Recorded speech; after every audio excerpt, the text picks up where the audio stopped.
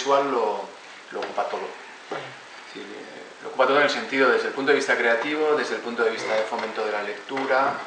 Yo creo que es absolutamente necesario tener presente la importancia que tiene el medio audiovisual. Me refiero que difícilmente para un joven lector tú puedes facilitarle información, puedes ayudarle, animarlo a leer si no cuentas con un apoyo audiovisual. Los jóvenes no leen suplementos de libros, a los jóvenes ya les cuesta leer porque gran parte de su tiempo lo invierten precisamente en lo audiovisual.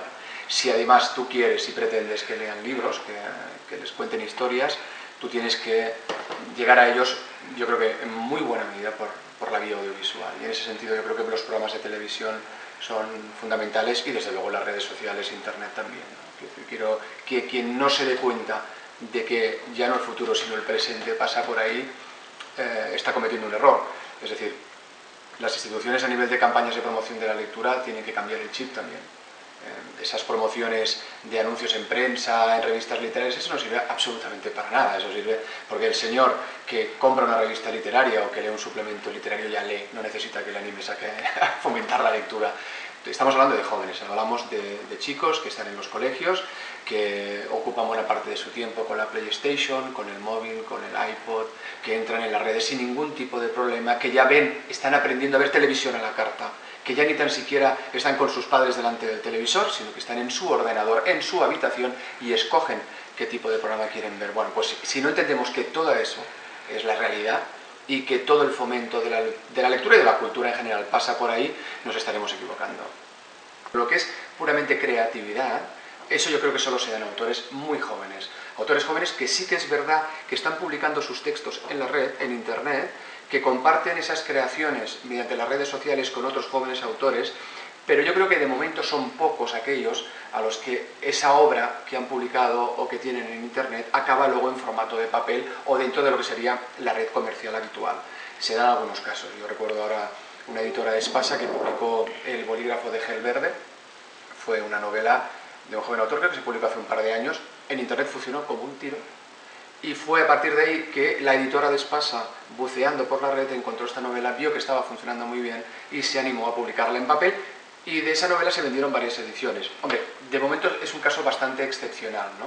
Pero dicho esto, yo diría que más que una relación muy íntima con las redes sociales, lo que sí se da es la influencia de la televisión, del cine, de la publicidad en esos textos, en esas novelas que se publican. Ahí sí que noto una diferencia importante. Es decir, de la misma manera que los autores clásicos o los autores ya de una cierta edad notas que en sus textos la gran influencia es prácticamente literaria, en algún caso cinematográfica, pero poquito, hoy en día los jóvenes autores, tú lees sus textos y aunque son autores que pueden haber leído bastante novela, lo que han visto es mucha televisión y mucho cine y eso sí que se nota en el resultado final. Es decir, tú lees esa novela y enseguida te das cuenta de que hay una gran influencia cinematográfica, de que hay una gran influencia televisiva y que además cuando se lo preguntas a esos jóvenes autores ellos no la niegan y la reconocen e incluso te dicen que tienen más influencia de la televisión o de la publicidad que no de la propia literatura, aunque sean lectores más o menos habituales, ¿no? Es decir, esa interrelación está muy presente y eso evidentemente influye en el resultado final de la obra y lo notas y lo percibes. Pero yo en mi programa recibir libros que note que vienen o que tienen una relación muy especial con las redes sociales, son muy escasos los que aparecen de momento, porque las editoriales de momento tampoco apuestan. Cuando creé Página 2, el programa de libros, lo primero que pensé fue que yo quería hacer un programa de libros para arrastrar a mi programa a lectores ocasionales. A mí siempre me ha preocupado ese lector curioso, que a lo mejor solo lee un libro cada 2 meses, o cada 3 meses, o cada 4 meses, que lee 3 libros al año. Y a lo mejor a ese lector sí que le puedo animar a decir, oiga, mire, no lea 3, lea 5. O lea 6 porque hay historias buenas. Con todo eso, ¿qué quiero decir? Yo creo que no se puede obligar al niño a leer, ni al joven ni al adulto a leer. Yo creo que nuestra obligación, lo que hay que hacer es contarles y animarles para que entiendan que hay historias estupendas que hay que conocer, que hay historias fantásticas y que no todas esas historias pasan por el cine, sino que pasan por la lectura también. Que la lectura requiere una disciplina, es verdad. Que la lectura requiere un tiempo sosegado, es verdad, un buen lugar. Pero que la lectura, la ventaja que tienes es que te la puedes llevar a cualquier sitio. Y que ahora además te lo facilitan de múltiples maneras. Es decir, ya no solo en formato de papel, sino en formato electrónico. Pero sobre todo creo que lo importante es contarles que las historias que se cuentan en los libros son entretenidas. Que hay historias que te ayudan a crecer. que te ayudan a madurar, que te ayudan a comprender tu propia vida, que te ayudan a comprender tu propia realidad, que el abanico es muy amplio, que no solo hay novelas, que hay libros de cine, que hay libros de cocina, que hay ensayos, que hay poesía, que hay un montón de cosas, que hay textos dramatizados, que tú puedes escoger el que quieras, que nadie te tiene que obligar a leer esto o lo otro, sino que tú sencillamente te acerques a una librería, cojas un libro y que escojas el libro que realmente quieres para ti, y que cogerás uno, que cogerás dos, que cogerás 10, y a lo mejor te equivocarás, pero a lo mejor el que llega a ser el número 11 o el 12 es tu libro.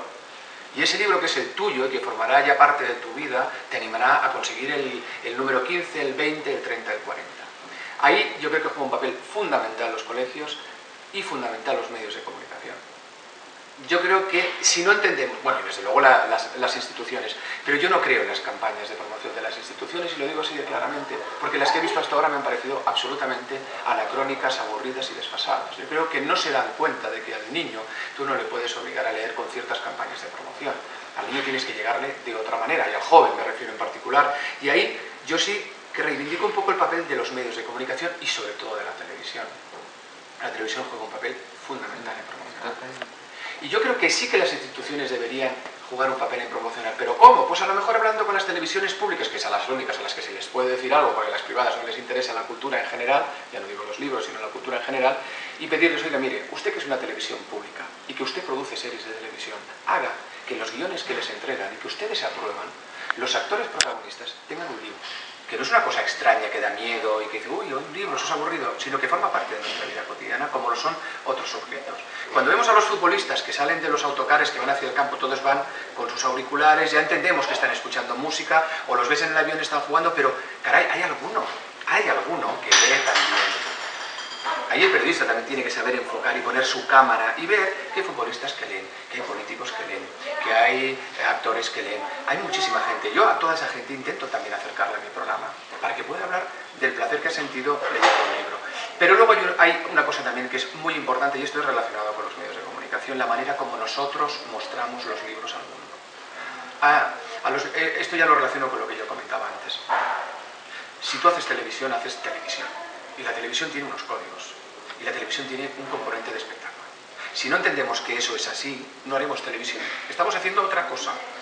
La gente joven, cuando ve la televisión, tiene que entrar por los ojos. Tú, evidentemente, que juegas con la palabra y que la información que das es importante. Pero no es necesario ni que seas estupendo, ni que te hagas el exquisito, ni que vayas contando que es que el libro es para unos cuantos y los que leemos somos diferentes al resto del mundo. No, perdón, usted no se equivoque. Hay gente, yo conozco gente muy inteligente que solo lee novela negra, porque es lo único que le interesa. Como tengo otros que solo leen poesía, que cada uno lea lo que quiera. Es como cuando me dicen, no, pero ¿cómo? ¿Por qué sacas este libro de Stephen King en tu programa? Mire, perdone, usted no habrá leído a Stephen King, porque a usted le habrán dicho que es el rey del bestseller. Pero perdone, pero usted tiene novelas de terror que son maravillosas. Bueno, pues yo creo que hay que reivindicar todo tipo de lectura y que además no importa que ese joven lector solo lea a Stephen King o solo lea la saga Crepúsculo. ¿Qué más da? ¿Qué más da? Pues si solo lee la saga Crepúsculo, que la lea. Peor es que no lea nada. A lo mejor esa chica o ese chico que lee la saga Crepúsculo o que solo han leído Harry Potter, un día se animarán a leer otro autor. ¿Por qué? Porque lo disfrutaron, porque recordarán la lectura como algo placentero. Y eso es muy importante. Y eso entonces lo ligo con los planes de lectura de las escuelas, que es otro de los grandes fracasos de este país y no sé si de otros. De todo el mundo. Donde los profesores de literatura tienen que actualizar sus propias lecturas, tienen que estar al día. ¿Por qué no se puede dar a leer Stieg Larsson, la saga Millennium, a jóvenes de 15 o 16 años? ¿Por qué no se puede dar?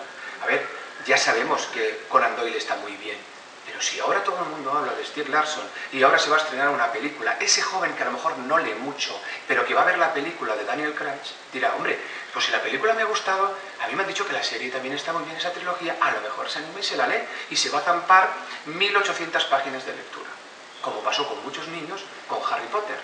Parecía que los niños no leían, pero luego salió una señora Rowling y arrastró a los niños a las librerías cuando uno salía el libro, y eso era una imagen maravillosa, verlos en el suelo leyendo libros. Bueno, pues yo creo que eso tenemos que empezar a entender, que de lo que se trata es de explicarle a los jóvenes que hay historias muy entretenidas y muy interesantes. Y luego él ya irá escogiendo. Pero claro, si a uno en el colegio, cuando tiene 10 o 12 años, le dan a leer El cantar del mío Cid, pues es bastante probable que piense que la literatura en general es un rollo, porque yo fue lo que pensé cuando era niño.